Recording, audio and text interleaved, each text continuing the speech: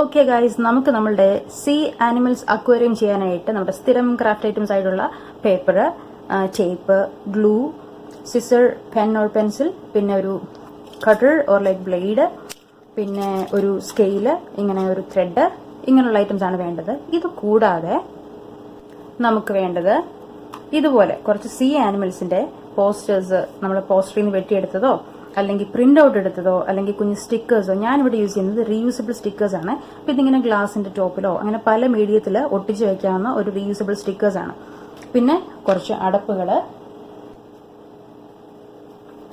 ഒരു മാഗസിൻ, പിന്നെ ഇതുപോലെയുള്ള ഒരു ഹാർഡ് ബോർഡ് ബോക്സ്. അപ്പൊ ഇങ്ങനെ ഓപ്പൺ ചെയ്യാവുന്ന ഒരു ഹാർഡ് ബോർഡ് ബോക്സ് ആണ് ഞാനിവിടെ എടുത്തിരിക്കുന്നത്. അപ്പൊ ഇതിനെ എങ്ങനെ അക്വേറിയമായിട്ട് കൺവേർട്ട് ചെയ്യുന്നത് നോക്കാം. അപ്പോൾ ആദ്യമായിട്ട് നമ്മൾ ഇങ്ങനെ ഓപ്പൺ ചെയ്യാവുന്ന ഈ ഒരു ബോക്സിനെ അടച്ചിട്ട് ഇതിന്റെ ഈ തുറക്കാൻ പറ്റുന്ന എല്ലാ സൈഡ്സും നമുക്ക് ടേപ്പ് വെച്ച് സെക്യൂർ ചെയ്യാം. അപ്പൊ ഈ 4 സൈഡ്സും പിന്നെ ഈ ഒരു ഓപ്പണിംഗും ഒക്കെ നമ്മൾ ടേപ്സ് വെച്ച് സെക്യൂർ ചെയ്തിട്ട് നമ്മൾ കട്ട് ചെയ്യുന്നത് ഇതിന്റെ ഫ്രണ്ട് പോർഷനാണ്.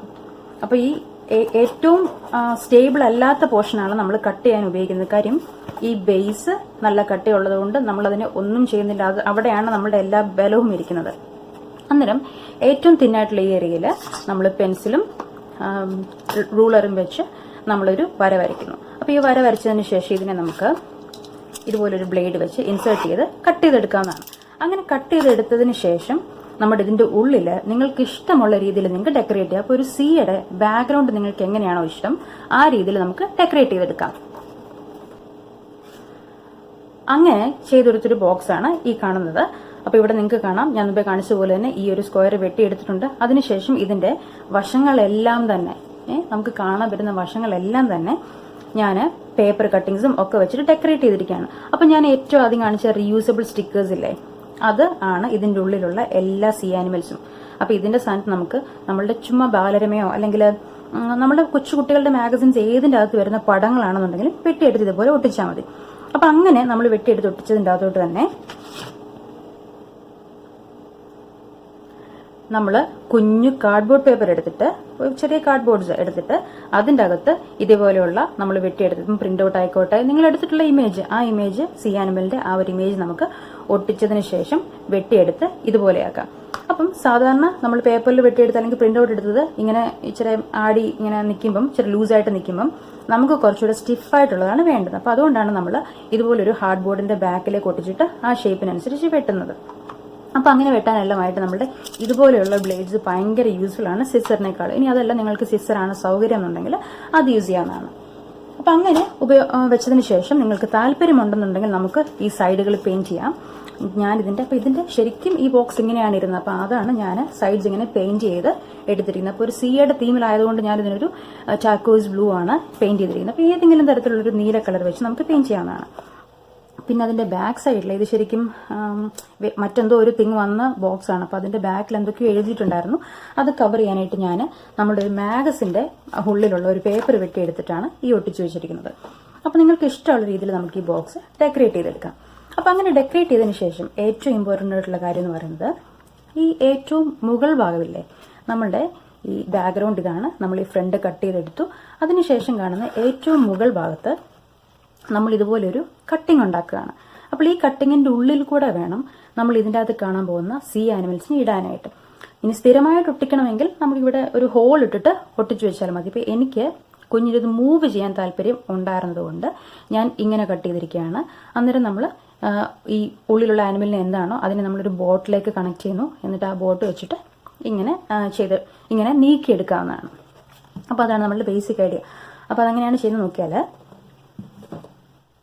അപ്പൊ ഇതാണ് സംഭവം. ഈ സാധനമാണ് നമ്മൾ ഉണ്ടാക്കിയ ഒരു കട്ടിന്റെ ഉള്ളിലേക്ക് പോകുന്നത്.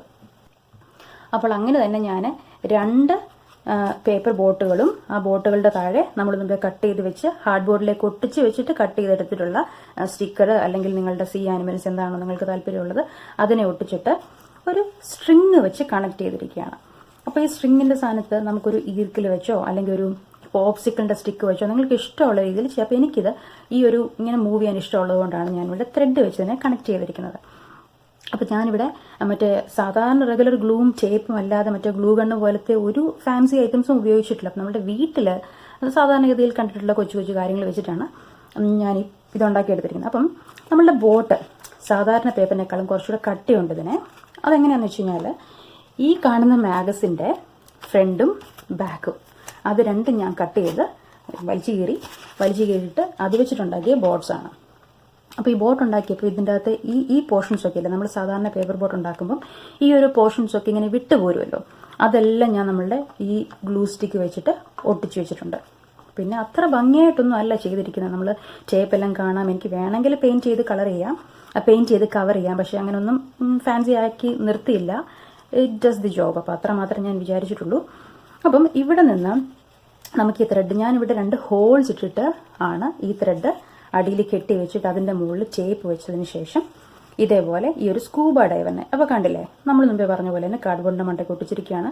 അവിടെ ഒരു ചെറിയ പേപ്പർ വെച്ചിട്ടാണ്, പേപ്പറല്ല, നമ്മൾ ടേപ്പ് വെച്ചിട്ടാണ് ഒട്ടിച്ചിരിക്കുന്നത്, അത്രമാത്രം.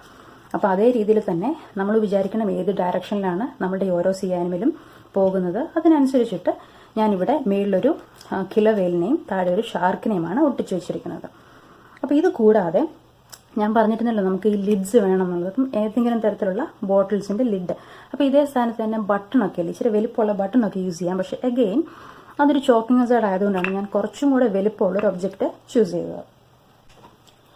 അപ്പോൾ നമ്മൾ അതേ രീതിയിൽ തന്നെ കട്ട് ചെയ്ത് കാർഡ്ബോർഡിൽ ഒട്ടിച്ച് കട്ട് ചെയ്തിട്ടുള്ള ഒരു ക്രാബാണിത്, ഒരു ഞണ്ട്. അതുപോലെ തന്നെ ഒരു ടേർട്ടില്. അപ്പോൾ ഈ അടപ്പ് നമുക്ക് ഇങ്ങനെയോ തിരിച്ചോ നിങ്ങൾക്ക് ഇഷ്ടമുള്ള രീതിയിൽ ഇത് വെക്കാം. അപ്പം ഇതെല്ലാം നമുക്കൊന്ന് അറേഞ്ച് ചെയ്ത് നോക്കാമേ. ഓക്കെ, അപ്പം നമ്മൾ മുമ്പേ വെട്ടിയെടുത്ത് വെച്ചിരുന്ന ഒരു സീലാണെന്ന് തോന്നി. ഈ ഒരു സീലിനെ ഇവിടെയും പിന്നെ ഒരു സീ ഹോൾസിനെ ഇവിടെ ഞാൻ വെറുതെ ഒട്ടിച്ചു വെച്ചിട്ടുണ്ട്. നിങ്ങൾക്ക് ഇഷ്ടമുള്ള രീതിയിൽ ഇഷ്ടമുള്ള ആനിമലിനെ ഇതേപോലെ അറേഞ്ച് ചെയ്യാവുന്നതാണ്. ഇനി ഇതിൻ്റെ ഉള്ളിലേക്ക് നമ്മൾ മുമ്പേ പറഞ്ഞില്ലേ ഈ ഒരു സ്ലിറ്റ്സ് ഉണ്ടാക്കുന്ന കാര്യം, ഈ സ്ലിറ്റിൻ്റെ ഉള്ളിലേക്ക് നമ്മൾ ഈ ഷാർക്കിനെ വെച്ചു. തൊട്ടുപുറകെ തന്നെ ഈ കിലർ വെയിലിനെയും എത്തിച്ചിട്ടുണ്ട്. അപ്പോൾ അതിനുശേഷം ഇതിൻ്റെ മുകളിൽ ഈ ഒരു ബോട്ട് കണക്ട് ചെയ്തിട്ടുള്ളത് കൊണ്ട് തന്നെ ഇത് താഴെ വീണ് പോവില്ല. അതേപോലെ തന്നെ നമ്മുടെ സ്കൂബ ഡൈവർ ഈ സൈഡിലേക്ക് ഫേസ് ചെയ്യുകയാണ്. അപ്പോൾ സ്കൂബ ഡൈവറിനെ അതേപോലെ തന്നെ ഉള്ളിലേക്ക് ഇട്ടു, മുകളിൽ ഈ ബോട്ട് വെച്ചു. അപ്പോൾ ഇനി ഈ ബോട്ട് മൂവ് ചെയ്യുമ്പം ഇതിൻ്റെ കൂടെ തന്നെ ഈ ബോട്ടിൻ്റെ താഴോട്ടുള്ള സ്ട്രിങ്ങിൽ ആരൊക്കെ ഉണ്ടോ അവരെല്ലാവരും തന്നെ മൂവ് ചെയ്യുന്നതാണ്. അപ്പോൾ അതേ സമയം തന്നെ നമുക്ക് നമ്മളുടെ ഈ ക്രാബിനെയും ഒക്കെ ഇങ്ങനെ ഉള്ളിൽ വെക്കാവുന്നതാണ്. ഓക്കെ, ഇവിടെ ഇങ്ങനെ നമുക്ക് ക്രാബിനെ വെക്കാം, അതുപോലെ തന്നെ നമ്മളുടെ ഓക്ടോപ്പസിനെ വെക്കാം. നമുക്ക് ഇഷ്ടമുള്ള രീതിയിൽ അറേഞ്ച് ചെയ്തെടുക്കാവുന്നതാണ്. അപ്പോൾ ഇതേ രീതിയിൽ തന്നെ ഇഷ്ടം പോലെ ഡയോറമാസ് നമുക്ക് ക്രിയേറ്റ് ചെയ്യാൻ പറ്റും. ഞാനിന്ന് സീ ആനിമൽസ് അക്വേറിയം എന്നൊരു തീമിലാണ് ഡയോറമ ക്രിയേറ്റ് ചെയ്തിരിക്കുന്നത്. അതേപോലെ നമുക്ക് ജംഗിൾ തീമിൽ, അങ്ങനെ ഒരുപാട് രീതിയിൽ ഇതേ മെത്തേഡ് തന്നെ യൂസ് ചെയ്ത് നമുക്ക് കുറേ ഡയോറമാസ് ക്രിയേറ്റ് ചെയ്യാം. അപ്പോൾ കുഞ്ഞുങ്ങളുടെയൊക്കെ മറ്റേ സ്കൂൾ പ്രോജക്റ്റിലും ഒക്കെ യൂസ് ചെയ്യാവുന്ന ഒന്നാണ് ഈ കാണുന്ന ക്രാഫ്റ്റ്. അപ്പോൾ ഇതാണ് നമ്മുടെ ഫൈനൽ പ്രോഡക്റ്റ് എന്ന് പറയുന്നത്. നമുക്ക് ഈ ടേർട്ടിലിനെ ഉള്ളിൽ വെക്കാം, ഈ ഓക്ടോപ്പസിനെയും ഉള്ളിൽ വെക്കാം, ഈ ക്രാബിനെയും ഉള്ളിലേക്ക് എടുത്ത് വെക്കാം. ഇതെല്ലാം തന്നെ റിമൂവബിൾ ആയതുകൊണ്ട് നമുക്ക് സ്പേസും ഒക്കെ ഇഷ്ടമുള്ള രീതിയിൽ അറേഞ്ച് ചെയ്യാവുന്നതാണ്. അപ്പോൾ എല്ലാവർക്കും മറൈൻ ലൈഫിനെ വെച്ചുള്ള ഈ ഒരു ഓഷ്യൻ ഹാബിറ്റാറ്റ് സെറ്റപ്പ്, ഈ ഒരു ഡയോറമ ഇഷ്ടപ്പെട്ടെന്ന് വിശ്വസിക്കുന്നു. ഇതുപോലുള്ള മറ്റു വീഡിയോസ് കാണാൻ വേണ്ടി നമ്മുടെ ചാനൽ സബ്സ്ക്രൈബ് ചെയ്യുക. പിന്നെ ഈ വീഡിയോ മറ്റുള്ളവരിലേക്ക് എത്തിക്കാനും മറക്കരുത്. Thank you so much.